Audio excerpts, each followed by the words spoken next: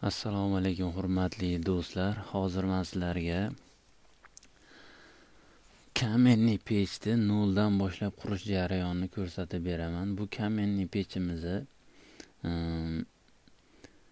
xonani bir burchagiga ixcham holatda joylashtirib, xona interyerini birinchi navbatda chiroyli qilishga va xonani isitishga mo'ljallangan kamenniy pech.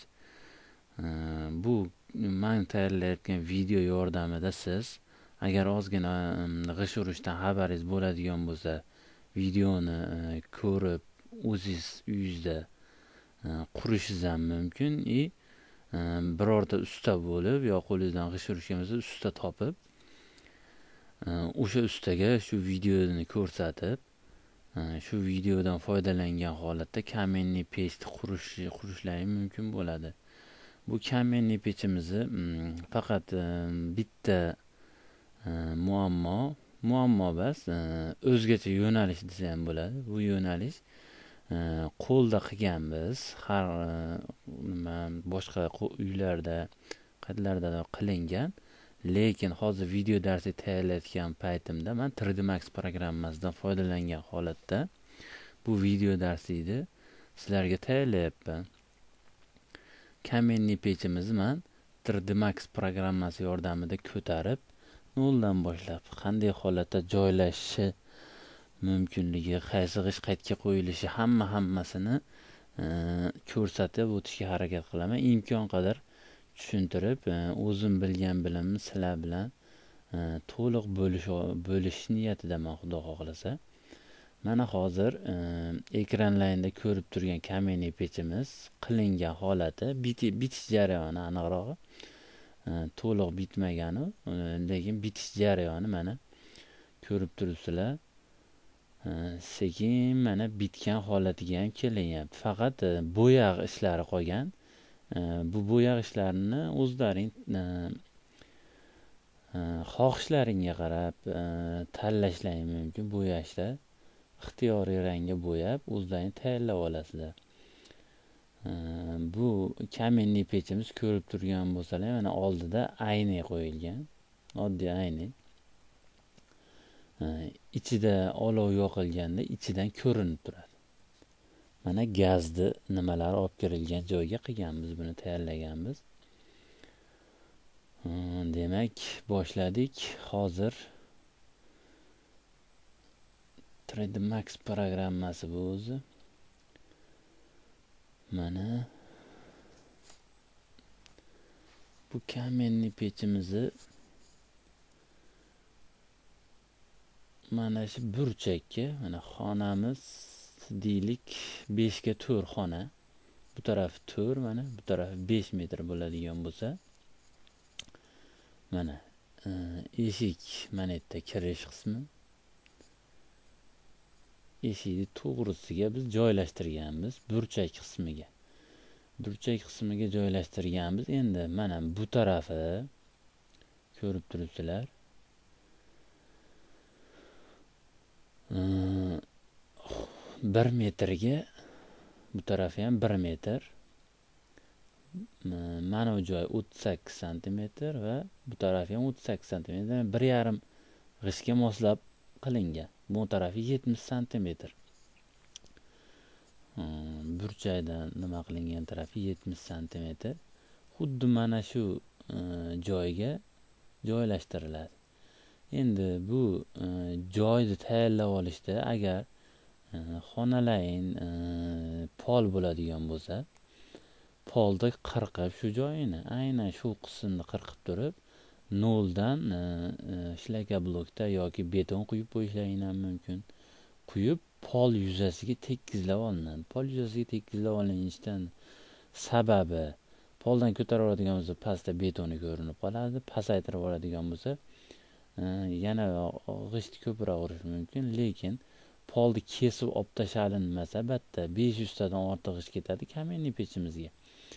O'sha 500 tadan ortiq g'ishtni ko'tarib turish kerak. Birinchidan, ikkinchidan, buni ichida issiqlik pastga o'tib, ma'lum darajada qizib, yonishga olib kelishi ham mumkin, agar ortiqcha olov baland bo'ladigan bo'lsa. Agar ustiga g'isht uraveradigan bo'lsa, qoldi. Chirishga olib keladi. Polimiz taxta chirib ketadi. Chunki g'isht orasida qolib ketadi, havo yurmaydi, havo aylanmaydi. Shu sabablar bo'lib chirib ketishi mumkin. O'shaning uchun imkon darajasida xuddi shu joyimizni kesib, qirqib olib, xuddi mana shu holatda mana yana qaytaraman. 1 ga 1 bu tarafi 38 70 cm. Xuddi mana shu joyga qilinadi. Demak boshladik. Endi birinchi navbatda biz mana g'ishtlarimizni ham olib kirib qo'yganman 3D Max programmasida tayyorlab. Shu g'ishtimizni olamiz mana. Xuddi mana shu belgilab qo'yilgan qora rangda turgan joyimizga mana birinchi qatori ponni nimani shu g'isht bilan qoplab chiqamiz. Mana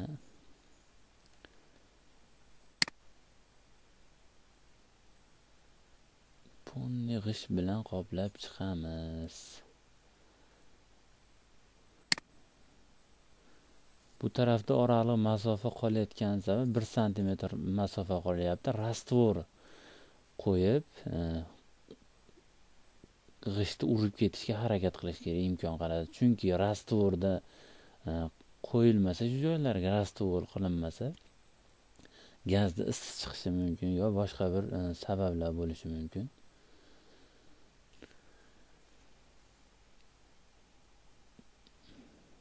Mana g'ishtimizni ham terib oldik. Imkon qadar videoni cho'zmaslikka harakat qilaman, chunki sizlarni vaqtlaring ham o'zlaringga g'animat, bizniki ham. Mana bir qator o'sha belgilangan joyga bir qator g'ishtni terib chiqdik. Ko'rgan bo'lsanglar, mana oraliqlari ochiq qoldiryapman, atay, chunki batga rastvor qo'yib o'zlaring usta bo'lsa yo o'zlaring ham ko'rgan bo'lishlaring mumkin, oralariga rastvor qilinadi.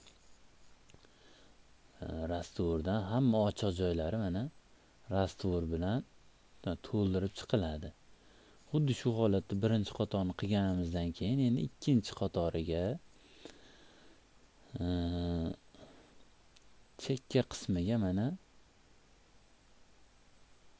g'ishtimizni keyingi qatorini uramiz. Mana hurmatli do'stlar, ikkinchi qatorini ham urdik g'ishtimizni. Ko'rdilaring qanday holatda urilganini. Mana shunday belgilaganimizda mana ko'rinib turibdi. Ikkinchi qatorimiz qanday holatda urildi. Mana bu yerda ochiq joy qolgan sababi mana batga garelka o'rnatiladi. Ko'rgan bo'lsalaring boshida videoda ham rasm holatini ham ko'rdilaring, bitgan holatdagi rasmini. Xuddi shu joyiga mana 30 cm ochiq joy tashab ketasizlar. 30 cm joy tashab ketilsa, garelkamiz xuddi shu joydan kiradi va joylashtiriladi shu joyiga. Endi ikkinchi qatori, uchinchi qatorlari ham xuddi shu holatda urib chiqiladi.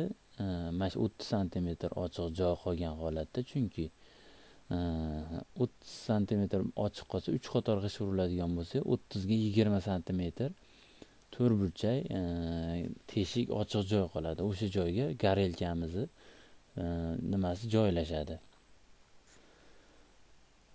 Mana hurmatli do'stlar,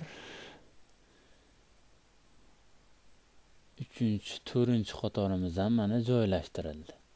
O'sha aytganimdek mana birinchi qator to'liq urib yuborilgandan keyin keyingi 3ta qatori bir xil. Faqat e'tibor qaratinglar, chok bostirib ketishlaring kerak. Har qanaqangi usta buni biladi, chok bostirish kerakligini. Chok bostirmasa og'anab ketishi mumkin. Shunaqa holatlar kelib qoladi. Mana ochiq joyini atayman yana qoldirib ketyapman, mana bilyapsizlar. Rastvor qo'yib xuddi shu joyiga. rastvor qo'yilmasa bo'lmaydi. Rastvorni joylashtirishga majburmiz.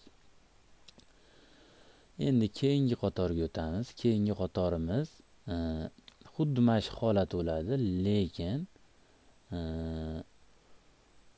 oldiga aynan mana shu qismiga mana ko'rib turibsizlar, shunday mana shu 38 sm 70 yana 38, xuddi shu joyidan 6 sm tashqariga chiqarib g'ish urib chiqamiz to'liq. Mana ochiq joyda qolgizmaymiz. Hozir keyingi qatorda urishdan oldin bir narsa esdan chiqdi. Mana hozir qo'yib joylashtirib qo'ydim. Xuddi mana shu joyiga ugonli qo'yiladi. Uchli ugonli qo'ydim men. Bu ugonli birinchidan mayka qo'yiladigan garelkamizga ham qatarish mumkin. Garelkamizni ikkinchidan ustiga qo'yiladigan g'ishimizni ushlab turadi mana shu holatda. Joylashtirib qo'yamiz. G'ish urishdan oldin shunday joylashtirilsa ustiga tushayotgan yukni ko'tarib turadi.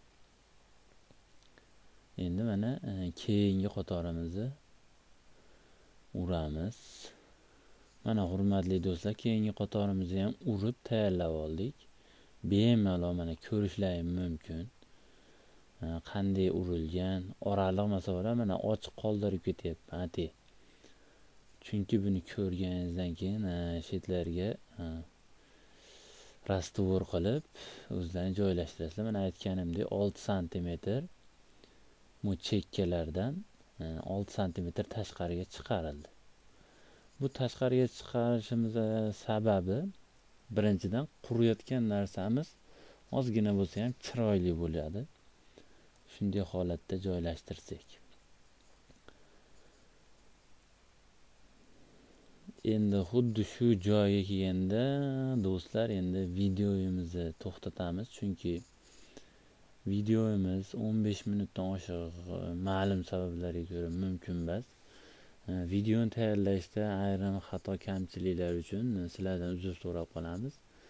Endi keyingi video darsliklarimizda Xudo xohlasa xuddi shu kamenniy pechimizni qolgan qismini davom ettiramiz. Hammalaringiz e'tiborlaringiz uchun rahmat. Qimmatli vaqtlaringizni sarflab shu videolarimizni ko'rayotganlaringiz uchun ham sizlarga katta rahmat aytib qolamiz.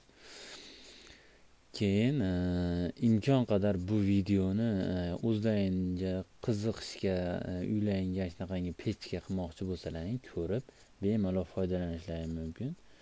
Agar kanalimizga a'zo bo'lmagan bo'lsalaring, podpisatsiya tugmasini bosib qo'yinglar. Shtobi keyingi video darslarimiz sizlarga ko'rinib turadi. Xudo xohlasa aynan bu kamenniy pech bilan biz to'xtab qolmaymiz.